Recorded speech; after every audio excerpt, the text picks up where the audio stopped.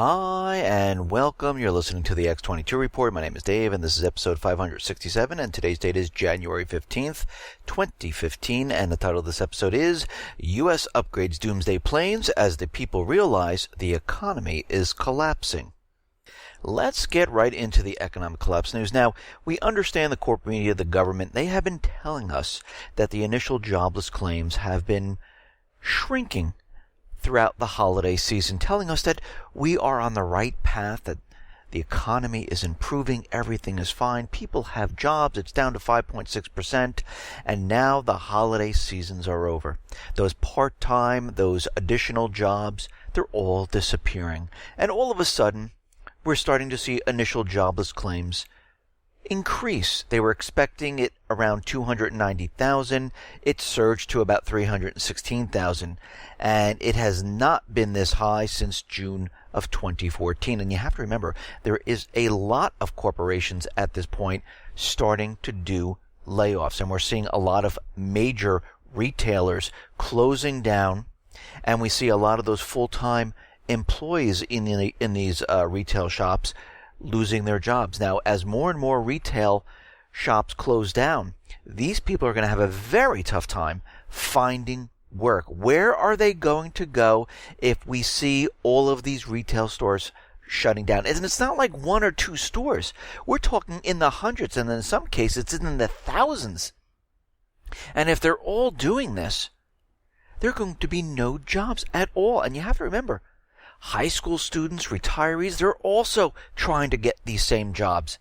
Even college graduates who cannot find a job in their major, they are looking for the same part-time job. So everyone is looking for all the same jobs.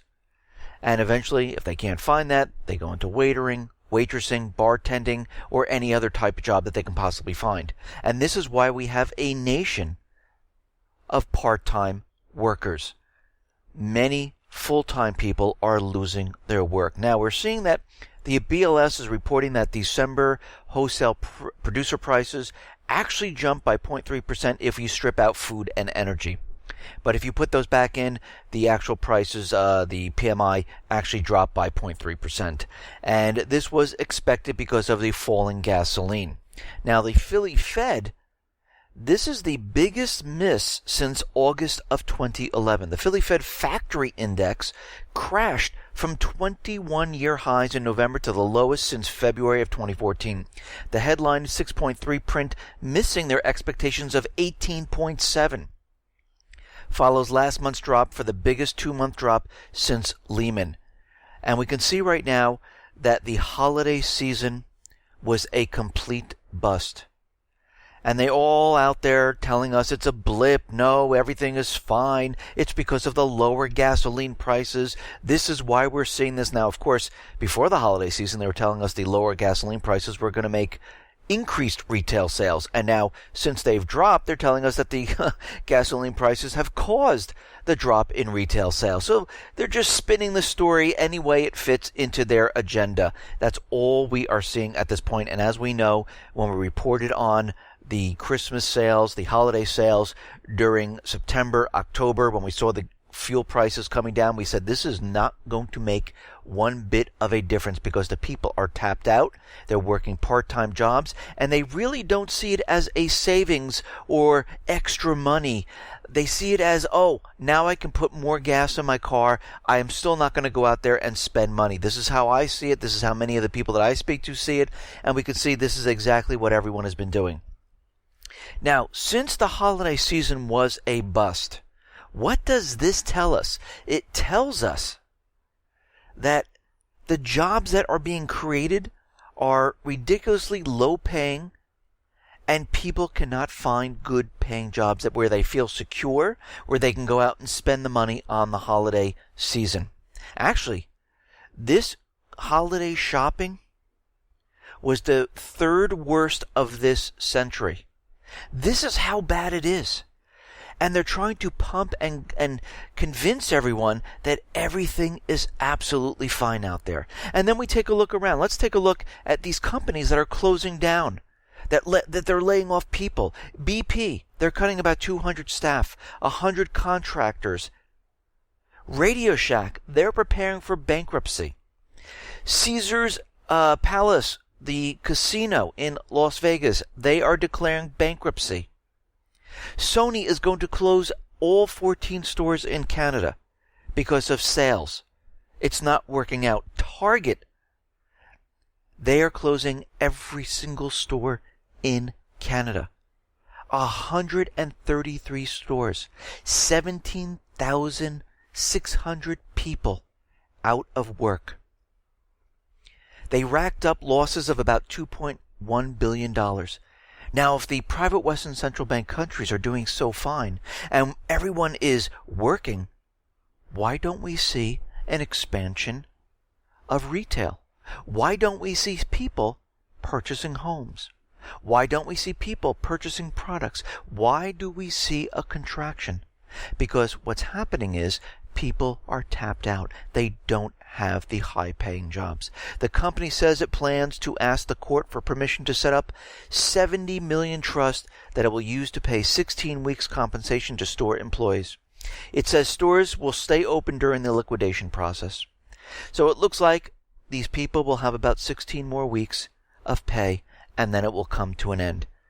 Now, if we see all these retailers shutting down, we're going to have a lot of people looking for the same exact jobs. It's going to be very, very difficult for all of these people. Now, like I said yesterday, the Baltic Dry Index is flip-flopping. It went up to 763, then it fell down again to 757, and now it has fallen again down to 749. And what does this mean? This is the raw material. It cannot be manipulated by speculators. It's used for manufacturing. And we can see the Baltic Dry Index is falling once again. Back after 2008, when we hit the Great Recession, which we're still in, the Baltic Dry Index fell down to 647. It was at about 11,000 points. So that was a huge drop, and we're heading right back to where we were.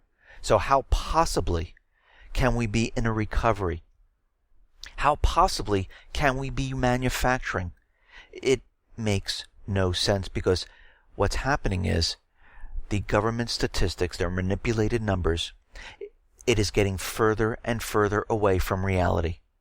And they can't even make sense of it anymore. People are starting to realize that it doesn't make sense. We see already that the U.S. government, the central bankers, they are imposing a lot of different laws. One of them is FATCA, where they go out across the oceans to find more revenue, to get those taxpayers to look into the banks to see who has more than $50,000 where they haven't paid taxes. And the IRS has launched their International Data Exchange. This is all part of it. And basically, the Foreign Account Tax Compliance Act, which is FATCA, which requires every single bank in the world to get in bed with the IRS to share information about customers, what are they actually seeing from this? They're seeing pretty much nothing. Their hope was that the minority of people committing tax evasion would come clean, and that it would result in huge boosts in tax revenue. And this is why they're doing it, because they're looking for more money. It's not out there.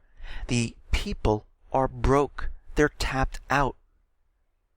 But the fact is, the tax revenues actually haven't improved at all. Looking at tax revenue as a percentage of GDP, the numbers haven't budged at all from their long-term average, not a single bit. So in actuality, FATCA has done nothing positive for America. That said, FATCA has managed to destroy what little remaining credibility the United States government still has. The IRS tells us that so far more than 145,000 financial institutions have already signed information sharing agreements. And this wasn't from their own free will, like, hey, you know what, this is a great idea. Let's sign up for this. This is great, thanks. Yes, we would love to do this. No, the only reason they complied is because the U.S. has a nuclear option. Sign up for FATCA or else we'll withhold 30% of all transfers that go through the United States. This is a big deal for banks. They're also might impose sanctions on these countries or banks. Since the US dollar is the world's dominant reserve currency, the majority of the global transactions are denominated in US dollars and cleared through the US banking system. Right now, as we know, Russia and the BRIC system is an alternative to this. And you can see it will be a matter of time where all these countries say, you know what? Why are we doing this? It makes no sense. We do not need to deal in US dollars.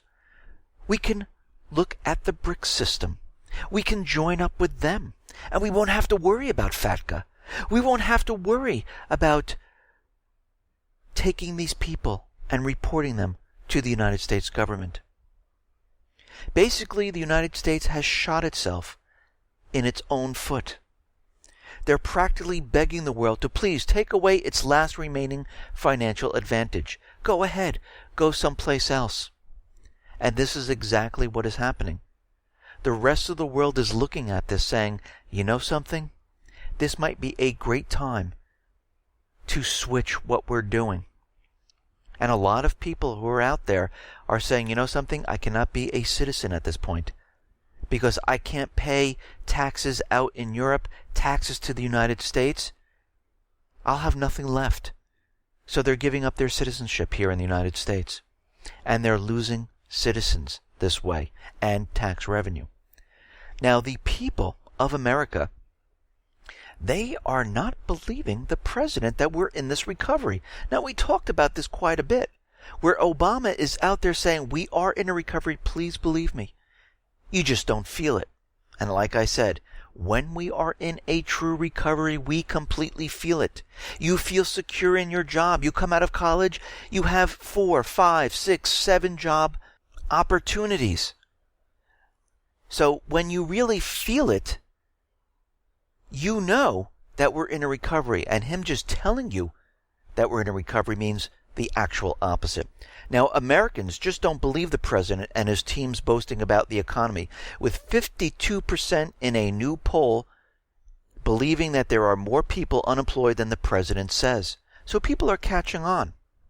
The latest Economist YouGov poll found that the positive assessment has yet to become part of most Americans' daily conversation about the economy, and Americans are far more likely to credit themselves and American business and not the president or Congress for whatever economic improvements there has been.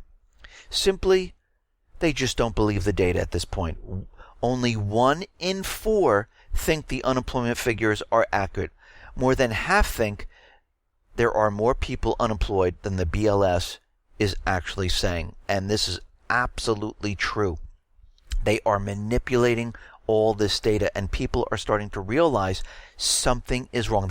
They might not know exactly what it is, but when you're in a job and you're putting out a resume and you're not getting a response, you know something's up. How could this be? No one is calling me back? I'm not getting one interview? I just sent out 50 resumes? It makes no sense. Those kids coming out of college who said, once you go to college, you'll get a good job. They're sending out resumes all over the place. They can't find work. This says something is wrong. They know something's wrong. Some people just can't put their finger on it. Other people are starting to realize and wake up, and they're saying, what is going on here? Is the government lying to us? And, of course, yeah, they are.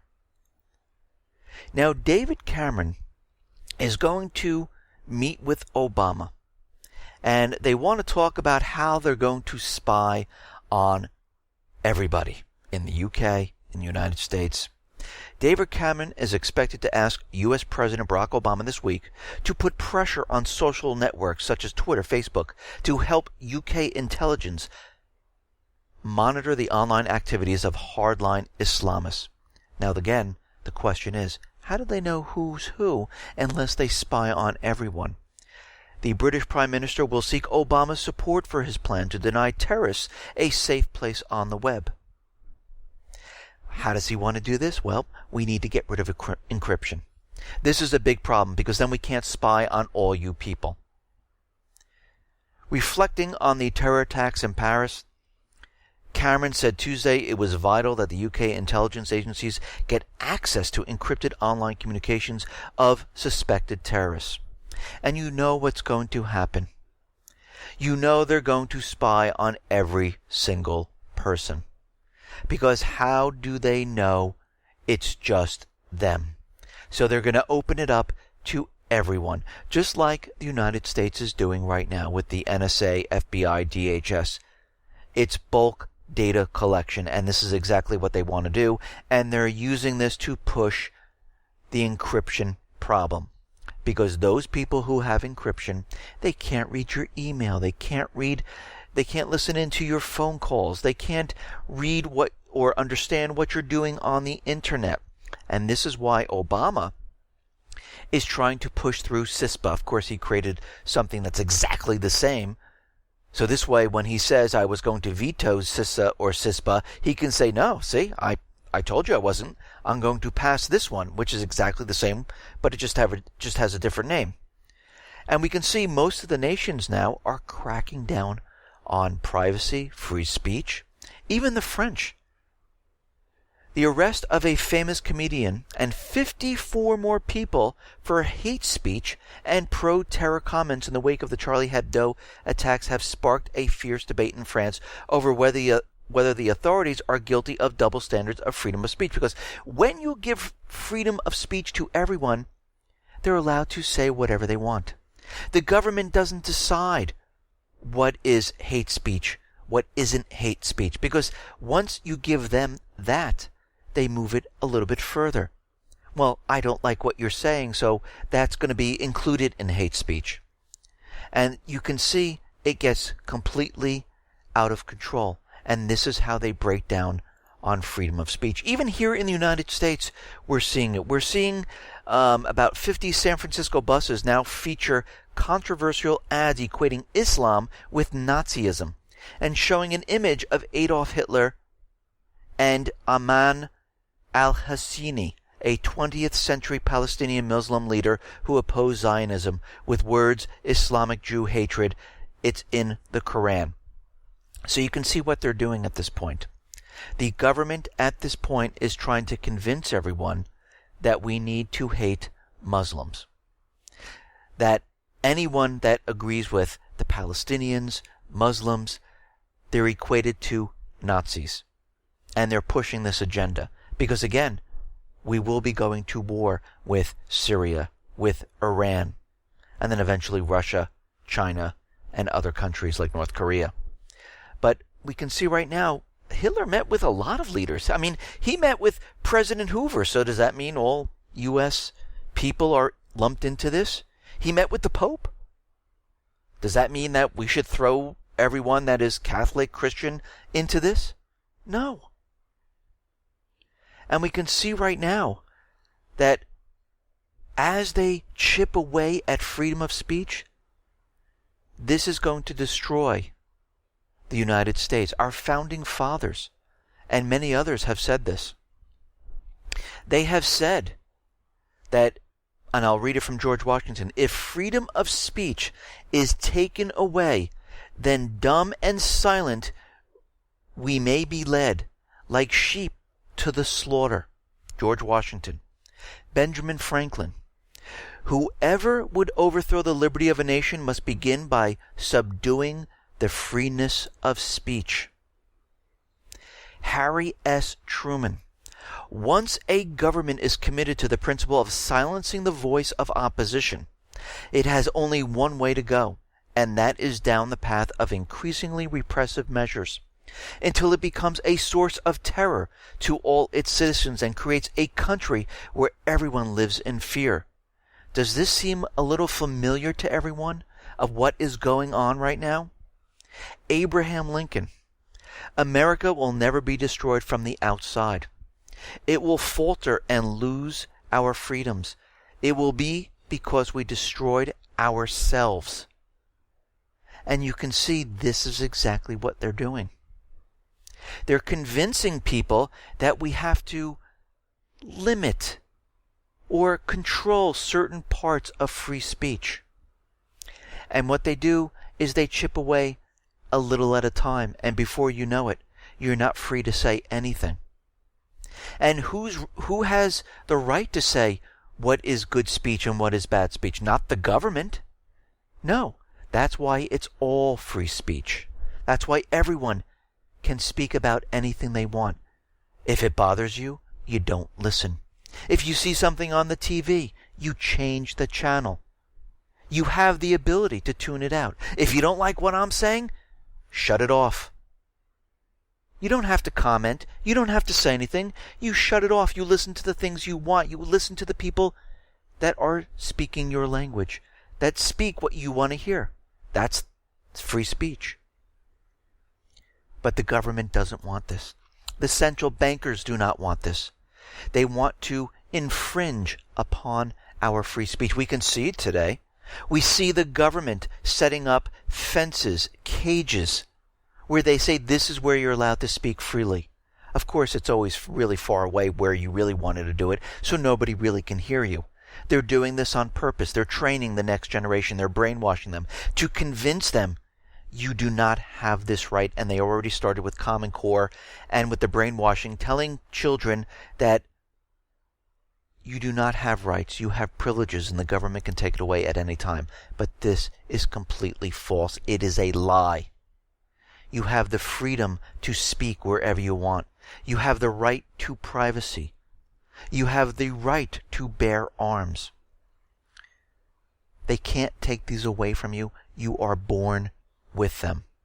Now, it looks like DHS and local law enforcement, they're putting Shot Spotter in a lot of towns and in a lot of cities. And Shot Spotter is a series of microphones designed to detect the sound of gunshot and pinpoints its location within 10 feet before alerting police. In one of Camden's roughest neighborhoods, the police don't want to talk about specific locations, but these Shot Spotter microphones are hidden in buildings and on rooftops throughout the streets. The technology costs between $60,000 and $100,000 a year per square mile.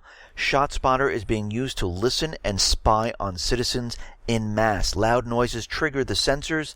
The system can and does capture nearby voices. And we can see the police in Boston, Cambridge, and Springfield, Massachusetts, to name a few, are using this technology. And again, we're seeing this pop up in many, many towns and a lot of cities where they're placing microphones everywhere. So this way, they have the ability to listen into conversations, and they can adjust these microphones in any way they possibly can to pick up any type of sounds. And of course, they're out there saying, no, it only picks up loud sounds. That's why, that's all it does. But of course, as we know, you can adjust any type of microphone to pick up any type of sound. And they want these in place. They want them put into place because as things collapse here in the United States, they want to know where everyone is, what they're doing, what they're talking about. And, of course, what they're saying is, well, these are placed in public areas, so any sounds that we pick up, we can record, and it doesn't violate any of your rights. Well, again, yes, it does, because you're listening in now wherever I am, so it does violate our rights. Now, it looks like Amnesty International came out, and they have satellite imagery, and these satellite images are taken on January 2nd and January 7th, and they show two densely populated towns in Nigeria. And we have to remember, the U.S. government, they have created this terror group inside Nigeria. They want to get into Nigeria because the Nigeria government is cozying up to China. They have a lot of oil there, and they want to get into this country, but Nigerians will not allow the United States in there. And of course, as we know, they started the campaign that they've abducted 100 girls, then 100 boys, then they're bombing. Now they're part of the Islamic State. They're creating a caliphate. And we can see right now they're pushing this as hard as they possibly can. And we can see by these satellite images, they have been decimating these areas where people used to live in these areas, and people are no longer in these areas. They've been destroying buildings, and people have been running from these areas. And again, the United States has been trying to get into all these countries in Africa. This is their agenda. Their agenda is to go wherever Russia and China is, because where they're helping out the people in Africa, they want to be there and capture those natural resources. Now, out in Ukraine, it seems like things are actually escalating at this point. And the Donetsk people, Russia, they're trying to calm the situation down. But it looks like Kiev, the central bankers, they are on the warpath. The self-proclaimed Donetsk people, they have dispatched about 300 tons of gold to Ukraine as humanitarian aid to them, to help them out, because we know the economy is struggling. Even with all the billions of dollars the U.S. government, the IMF, and the Eurozone has given, they are still struggling. The economy is completely falling apart. Now, we see an instance where a Ukraine bus was hit. On January 13th, 12 passengers on a bus going to Donetsk were killed in an explosion near Ukrainian-controlled town. 10 casualties were reported directly, and 2 more died later in the hospital. Both Kiev and Marie Harf of the Obama administration were quick to put the blame on who else? Russia and the southeastern people, saying it was an artillery strike. Attacks on the airport of Donetsk and the shelling of the bus, which killed 10 people and injured 13, constitute gross violations of the Minsk agreement, said Harf. Now, I told you that we're going to lead up to a main false flag here in Ukraine. They're going to blame it on Russia. They're going to blame it on the southeast because they need to get into war. And we can see they're building up to this. The problem is the nearest artillery set that was set up in DNR is over 50 kilometers away, which is well out of range. So in Donetsk, their nearest artillery is too far and it couldn't reach the area. Of course, Poroshenko immediately ordered another mobilization, which we talked about, and now he's drafting more and more people into the armed forces, and he wants another 50,000. The problem for Ukraine and the U.S. administration, which claim from the scene that this area was hit, but we have to remember this area was also mined. The footage was taken by Ukrainian soldiers at the scene. Further complicating the claim that this was an artillery attack is an apparent attempt to cover up by Kiev. The hole itself has square edges, obviously made with a shovel used to dig it. So they're pretending that shells hit this area and exploded in the ground, but we're seeing sharp edges from a shovel, which make no sense whatsoever. And of course, what they're doing is they're blaming this on the southeastern people. So for the last few days, Kiev has gone on the offensive again. In the last 24 hours, Kiev has broken the peace treaty over 60 times. Incendiary shells rained down on Donetsk overnight. Over the previous 24 hours, prior to that, Kiev attacked over 40 times. In a hacked document, and we reported on this, from Ukraine, the SBU, which is equivalent to the FBI, dated back on Christmas of 2014, attacks on civilians in towns occupied by the Ukrainian army were ordered. Note, this is in the Ukrainian government-controlled area, not in the rebel-held area. The document stipulates that after the attacks are completed, nationalist officers were to then move the artillery positions and blame Donbass Defense Forces for the attack. This propaganda move is designed to enrage conscripts in the Ukraine army against the enemy and raise morale needed for the offensive Kiev is now beginning. So we can see right now they're starting the propaganda. They're paving the road. They're getting ready. And we can see right now they're investigating what happened with this bus. But they're not inviting the Donetsk government to help with the investigation. They don't want them involved. Gee, I wonder why. Very interesting. The OSCE, they're under fire in the Donetsk area by the airport. And these the shells and the firing is coming from the Ukraine side. Ukraine warns that Russia is building up their military again. So you can see how they're starting all the propaganda. Ukraine is also alleging that some 52,000 Russian troops were stationed near the Ukraine border along with tanks, armored vehicles, artillery systems, and combat helicopters. Poroshenko agreed that the delayed talks set for Kazakhstan will maybe take place the end of the month. And you can tell he continually is putting all these talks off.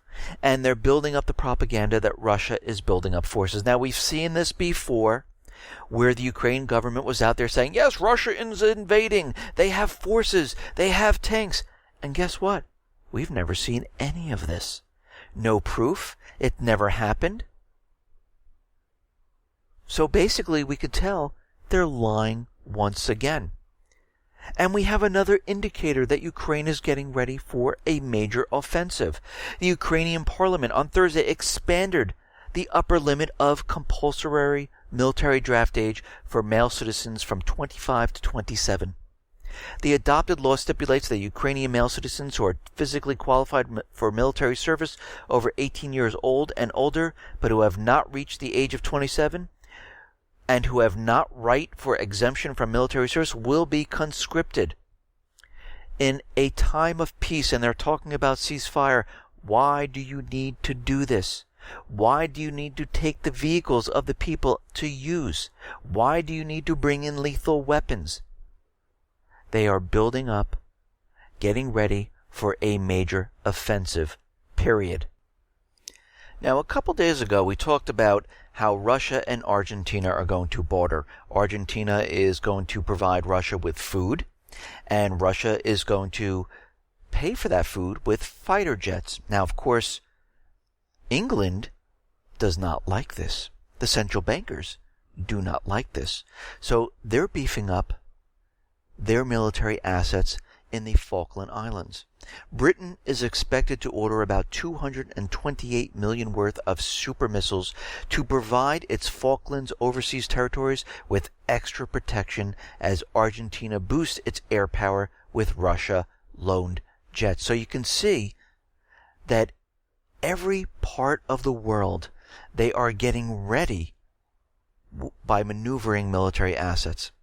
Wherever Russia is, whatever they're doing, they are getting prepared. They're going to be maneuvering military assets into every corner of the world. We already see them encircling China. We see the buildup in Eastern Europe. We see the buildup in Middle East and Africa, and now in South America. It is happening everywhere. This is in preparation for the next world war, and this is continually happening nonstop. NATO, their interim rapid response force, is now operational. NATO Secretary General says a core version of the alliance's new Agile Expeditionary Force is now operational. Jens Stoltenberg said that the interim force is made up of troops from Germany, Norway, and Netherlands, and some others. He says an interim solution is in place, and we are focused on a more permanent high readiness force. So you can see already things are changing. Everyone is getting prepared. Syria and the opposition, and as we know, they've been fighting for a very long time. They decided to have a 10-day truce so they can supply civilians with food. We'll see how long this holds out. Usually it doesn't hold out that long. Hopefully the UN can provide these people and get in there and give them medical, food, and everything else they need, because the war in Syria has been going on for a very long time. Now, something very interesting. The Islamic State is in Syria and Iraq, as we know. And this is a proxy army of the United States, UK, Israel, and other nations. And we can see right now that their entire mission is not to get the Islamic State. It's actually to clear the path for them, to destroy the infrastructure of Syria. The Islamic State continues to gain substantial ground in Syria. How interesting! Despite nearly 800 airstrikes from the coalition. In Syria, the Islamic State has not lost any key territory. Even U.S. military officials privately conceded that the Islamic State has gained ground in some areas.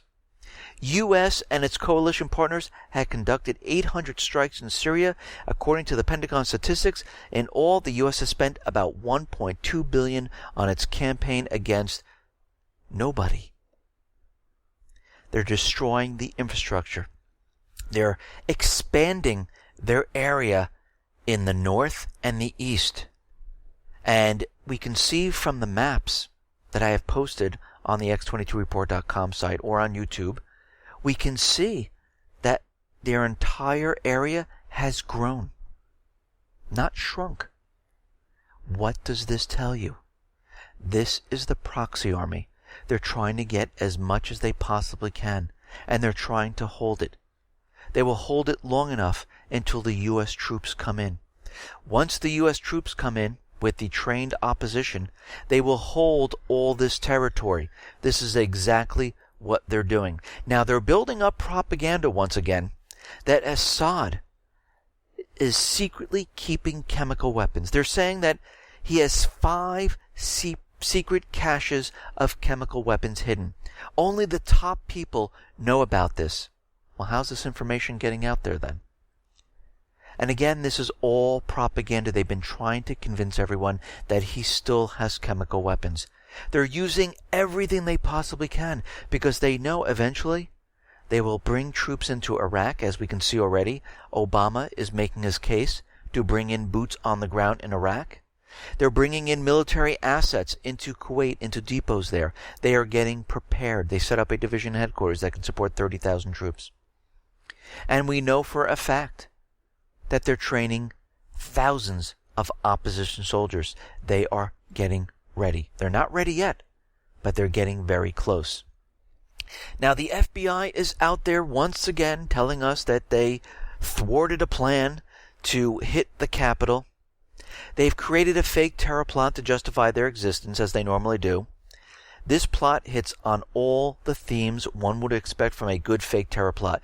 The FBI initially found a patsy by trolling Twitter for support of the Islamic State. Then they sent an in-house jihadist to team up with the patsy to plan a ground terror attack on the nation's capital. Heroically, the moment the 20-year-old patsy said he would go forward with the violent jihad, the FBI steps in and declares a victory in the war on terror. NBC News. The officials said the man, identified as Christopher Cornell, 20, was dealing with an undercover agent the entire time and was never in a position to carry out his plan. This is a complete setup. But what's more interesting about this is that it's part of a major agenda to show that, yes, there are lone wolves here, and the FBI is on top of it, and spying is working. And they're patting themselves on the back, and we know this is a complete setup. And during this time, coincidentally, DHS, the bill for funding, was up for a vote. How coincidental that this happened at the same time. It's almost like the president was out there talking about cybersecurity, and right before he did this, Sony was attacked. Then CENTCOM was attacked. Don't you find it very interesting that every time legislation comes up, we have one of these events? It happens more and more often as time goes on. When CISPA was in the House and then in the Senate, we saw all these stores being hit, their information being leaked. And of course, it's never really good information. It's your names, address, telephone, where anyone can get this information. It's not really that hard to get. Of course, they said, yes, the credit cards were breached and we have to issue, but how do you know for sure? They never prove anything. They never show the evidence. You were just going by their word. And we can see CENTCOM was hit, but what did they really hit? Their social media accounts? No, this is to scare everyone that, yes, these cyber attacks are being done by all of us, to us, by all of these people. And this is why we need all this done. You see, there are lone wolf people out there who are ready to attack, and the FBI is on it because of all the spying. No, they're setting people up. They're looking for these people who might not have work, who might be looking for attention, or might be on some type of medication, and they take them, they condition them, they brainwash them, and then they push them out there to do something. It's done time and time again. Now we see the U.S. military Doomsday planes are being upgraded at this point. The Doomsday planes are being upgraded. The 4E, 4B flying command posts that would be used by the U.S. leaders to manage military operations in a nuclear war will receive communications upgrades to enhance their connectivity during a conflict that could spell the end of civilization as we know it. The planes are designed to stay airborne as long as a week with aerial refueling. All of the onboard equipment is hardened against nuclear effects, including the cockpit windows, which are covered with mesh similar to that on your microwave. If called into service because of a nuclear crisis, the heavily modified Boeing 747s could each carry a crew of about 100 specialists for managing the conflict, with communications transmitting through satellite uplinks and a wire antenna trailing 5 miles behind the plane. If the President and Defense Secretary have been killed, there are plans in place for devolving command to the most senior official still available. And we can see right now, the economy right now is falling apart. The manipulated numbers are getting further and further away from reality. We can see the governments now, not just in the United States, but throughout Europe, cracking down on free speech. They're trying to tell you that, yes, we need to spy on every single person. We're going to go after hate speech first. Then we're going to get after those people that don't agree with the government. Then we're going to go after those people that we just think are talking things that we do not like, and we're just going to put them in prison. And this is what happens. They continually do this, and they take it to the next level. And they try to infringe on everyone's rights. And as these numbers get further and further away from reality, because we're looking at reality, they're looking at illusionary numbers, we see the economy is failing. It's not going to improve. We just went through a holiday season, and retail is imploding on itself. Real estate is imploding. People are being laid off. The only thing they have going right now is pumping up the stock market. Pumping up the markets. That is it. Printing free money. Suppressing gold and silver to keep everyone in the dark. The economy is already collapsing. The only thing they have left is the stock market. And they hope and they believe that people will just look at this and think the economy is fine. But people are waking up. They're starting to see that something's wrong. But it will be too late. They will not get prepared. They will not be convinced that something really bad is coming. They just know something's wrong. And this is why everyone needs to be prepared. We can see that it's getting closer and closer. We can see how they're ramping up these false flag events. How they're pushing their agenda. How they're provoking all these countries. They go from one country to another, and they continually provoke. They don't stop. They want war. They want an event. And if they can't get these countries to move forward, they'll do it for them. They will create the event here in the United States and throughout Europe. And once this happens, they'll say, listen, our economy is collapsing now. The market came down. Thank God we had the kill switches in place on the stock market. We have asked, and this is coming from the president, we have asked the Federal Reserve to step in and start quantitative easing once again to boost our economy like they did before. They recovered it once before, and they will have to do it again. And this is how they'll get quantitative easing ramped up. Not 100 trillion, not 200. I mean, they're going to go all out. It's going to be crazy. The ECB is already set up to do quantitative easing. They're getting prepared. They know what's coming. They understand they can only hold this for a shorter period of time. They can continually try to prop it up, but eventually they know it's going to come crashing down. And before this happens, they need the event. They need it to blame on someone else. Listen, everyone, thanks a lot for listening. Be well, be safe, and especially be prepared. Thanks a lot.